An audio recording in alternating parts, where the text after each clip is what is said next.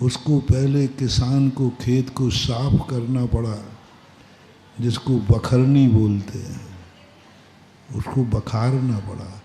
बखारने का अर्थ होता है बुहारना, साफ करना। फिर उसने कितने बार क्या क्या किया वो सब किसान से जानो। तब फसल आई, फसल से बाजार में आई, बाजार से घर में आई, घर से तब कहीं जाकर के 10 मिनट का वो आनंद मिल पाया। वो 10 मिनट में तुमने सारा जो डिब्बा इतनी देर में बना था वो 10 मिनट में खाली कर दिया। ऐसे ये जिंदगी है सारी। हम हाथ पे आम जमाना चाहते हैं, हम चाहते हैं कि हमारी जिंदगी आज सुखी हो जाए।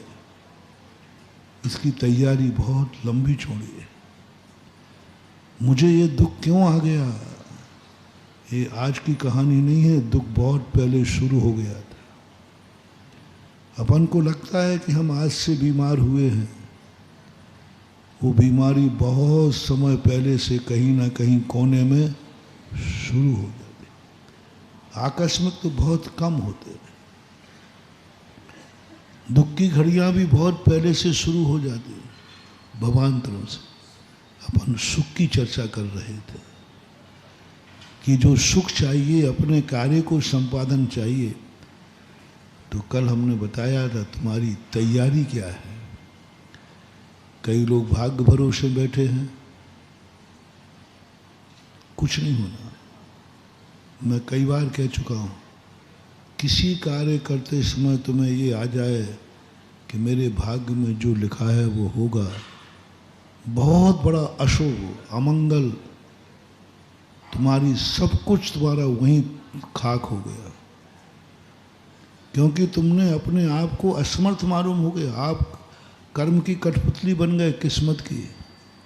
तुम वैसे ही हार गए, उसी समय हार गए जिस समय आपके मन में आया कि मेरी किस्मत में जो लिखा होगा वही होगा, तुम हार गए। तुम्हारा बिल्कुल शगुन बढ़ गया। अब तुम किसी लायक नहीं रहे, अब किसी कार्य में सफलता नहीं मिलना। कुछ लोग भाग्य भरोसे, कुछ लोग भगवान भरोसे। हम क्या कर सकते भाई, ऊपर वाले की मर्जी है। बहुत अशुभ है अपनी जिंदगी को भगवान भरोसे छोड़ना। जिंदगी बहुत खतरे में पड़ेगी, बहुत खतरे में पड़ेगी। कभी अपनी जिंदगी को भगवान भरोसे मत छोड़ना, उसमें 2 पाप लगेंगे। एक तो तुम्हारी सब कार्यों को करने वाला भगवान जैसी पवित्र वस्तु वो तुम्हारा कार्य करेगी, तुम उसको नौकर बनाओगे, वो तुम्हारे कार्य करेगी। दूसरों के कार्य करना कौन होता है? नौकर। तो तुम भगवान को नौकर समझ रखा है। ये दूसरा, भगवान इतनी बड़ी गलती नहीं करे कि तुम्हारे सब कार्य करके तुम्हें निकम्मा बना दे। वो होशियार पिता नहीं है जो बेटे को कमा के रख जाए।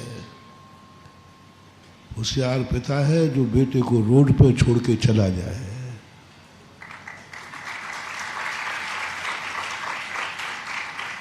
हाँ, होशियार पिता वो नहीं। आपने देखा चाणक्य, चंद्रगुप्त को, चंद्रगुप्त के जीवन में जितने संकट दुश्मन ने नहीं दिए, उतने संकट उनके गुरु ने दिए। राजा बनने के पहले, राजा बनने के पहले इतने संकट चाणक्य ने दिए, इतने संकट कि लगता है कि चाणक्य की जब चंद्रगुप्त के साथ जो व्यवहार होता है वो इतना कठोर होता है कि दुश्मन भी इतना कठोर नहीं करेगा, दुश्मन भी नहीं करेगा। इतने कठोर कठोर यातनाएं गुरु ने दी, मौत के मुख में भेज दिया, बिना सीढ़ी के कुएं में धक्का दे दिया चाणक्य ने चंद्रगुप्त को। बिना सीढ़ी के कुएं में धक्का दे दिया, चलते चलते धक्का दे दिया और खड़ा देख रहा है, ना तो कोई रस्सी डाल रहा है ना कुछ नहीं डाल रहा है। गुरुजी मैं बिना कुएं के, बोले तू जान, तेरा काम जान। और जैसे सोचा कि ये बार बार चिल्लाएगा तो मुझे दया नहीं आ जाए, तो गुरु वहाँ से चला और जाता, दूर खड़ा हो जाता है। कई बार चंद्रगुप्त चाणक्य को छोड़ चुके, बोलो ये मेरा गुरु हो ही नहीं सकता, ये तो इतना बड़ा दुश्मन है कि कुएं में धक्का दे दिया जिसमें सीढ़ियाँ ही नहीं है। जहर खिलाना शुरू कर दिया। गुरु जब भोजन कराते थे तो उसको जहर, कड़वा जहर पिला लेते। चंद्रगुप्त रोता था, चिल्लाता था, चाणक्य उसे डांट के डपट करके मुंह में नहीं देता तो मुंह पकड़ करके खिलाता था। क्या अमृत नहीं, जहर खिलाता था। चाणक्य की जो शैली थी वो देख करके लगता है कि शास्त्रों में कहा है गुरु शत्रुवत, गुरु शत्रु के समान व्यवहार करता है। समझ लेना उस चेले का कभी जिंदगी में पतन नहीं हो सकता।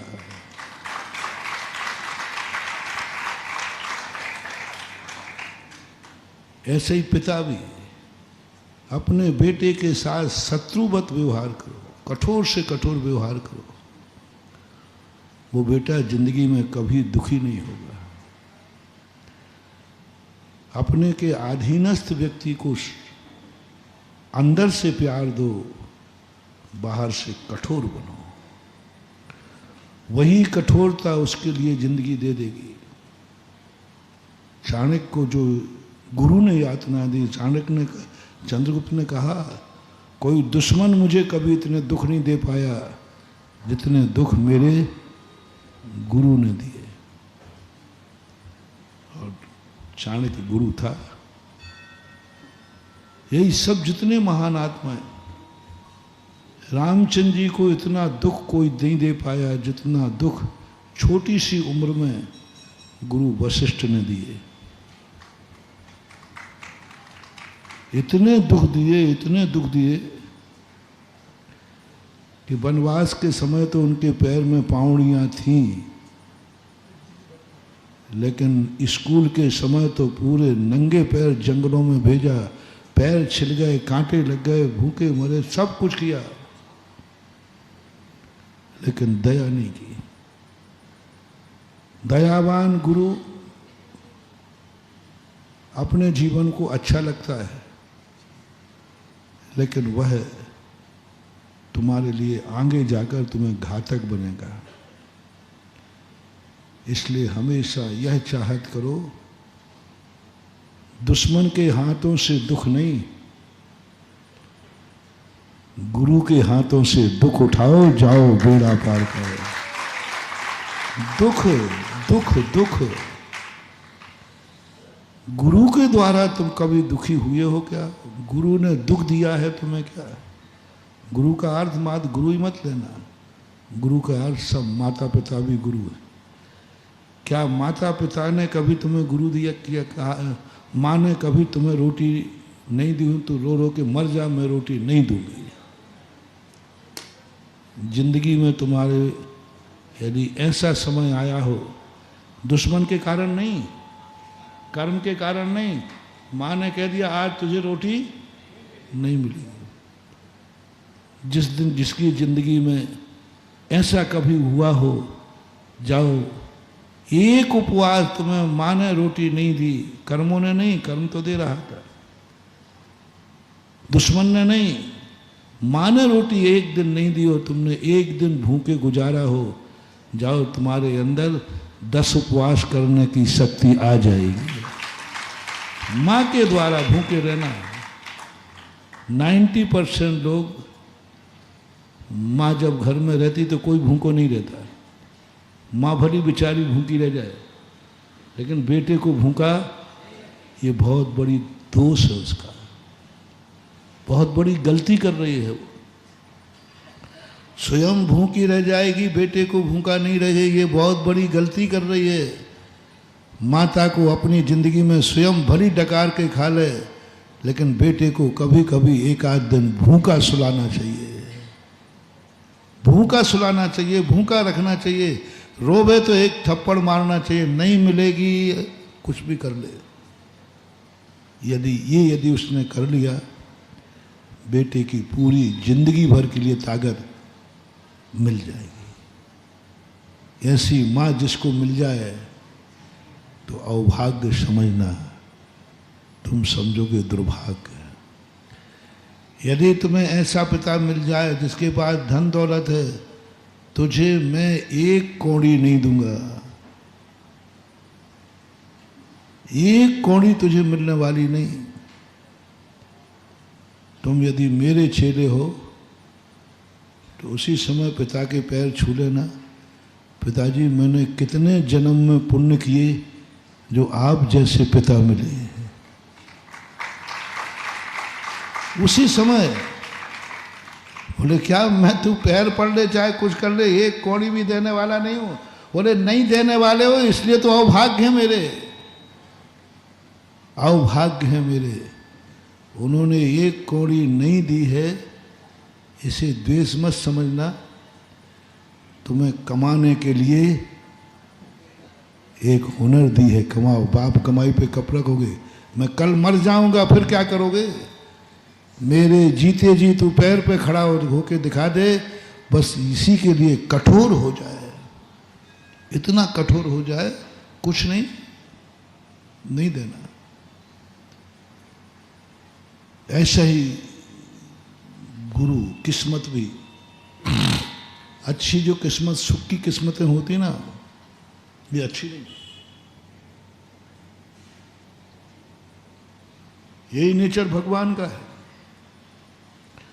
भगवान को मानने वाले को इतना दुख देते हैं, इतना दुखी करते हैं। जितने धर्मात्मा हैं वे सब दुखी दुखी होते हैं, पता नहीं क्या है। अधर्मी सुखी है और धर्मात्मा, खलनायक के मजे हैं, हीरो की दुर्दशा है। क्या है ये दुनिया? भगवान की दिन माया है। भगवान कैसी माया? जिन ने भगवान को माना, भगवान उसको दुखी करता है, शत्रुवत व्यवहार करता है। और जो नहीं मानता उसके पवारा है। ये आप लोगों की शिकायत भी है, अरे महाराज जी जो आपको नहीं मानते वे देखो क्या मजे कर रहे हैं, हम तो धर्मात्मा हैं, धर्म करते हैं और हमारे देखो कितनी पर। मैं क्या करूं? ये नीति है। यदि भगवान है और भक्त को कभी भी वो हमेशा इतना दुख देगा, इतना दुख देगा कि तुम रो पड़ोगे, लेकिन भगवान को दया नहीं आएगी। यही भगवान का लक्षण है।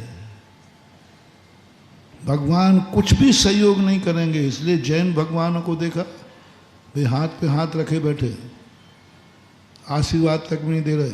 कहीं तू मेरा आशीर्वाद के भरोसे सो गया तो, अरे महाराज ने आशीर्वाद दे दिया, अब कोई चिंता की बात, बस वहीं गड़बड़ हो गया। उन्होंने कहा और देखना भी बंद कर दिया, मैं देखूंगा ही नहीं, तो रोता रहे, कितना रोना है। कठोर बन गए, कुछ नहीं करना, अपनी जिंदगी स्वयं जी। उठ और गिरकर उठ, मैं उठाने वाला नहीं हूं। मेरे भरोसे उठेगा। किसी दिन यदि मैं नहीं रहा तो कभी उठ नहीं पाएगा।